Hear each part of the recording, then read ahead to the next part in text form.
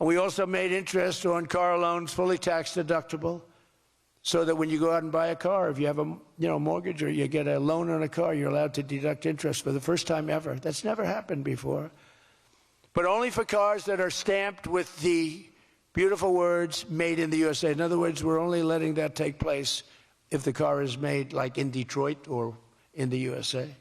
Our tax cuts also provided 100% bonus depreciation on all new equipment and capital investments, meaning that for any manufacturer looking to bring production back to America, you can write it all off, everything, not in 38 years, not in 44 years, in 1 year. You write the whole thing off in 1 year. That's the biggest thing there. I think that's the biggest thing. That's the big job producer.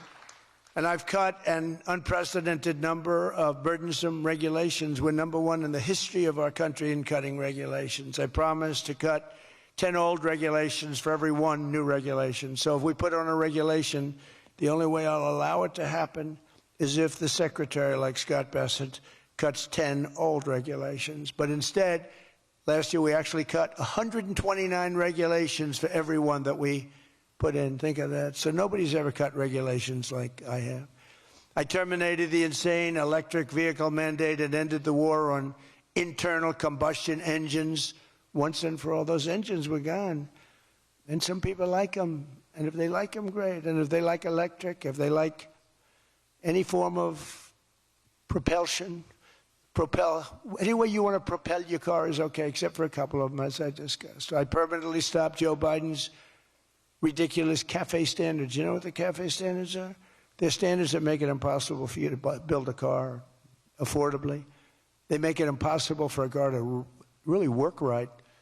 The CAFE standards sound so nice. The CAFE standards, it's environmental standards that are impossible to meet. And we're canceling the EPA's absurd tailpipe emission standard, one of the worst ever.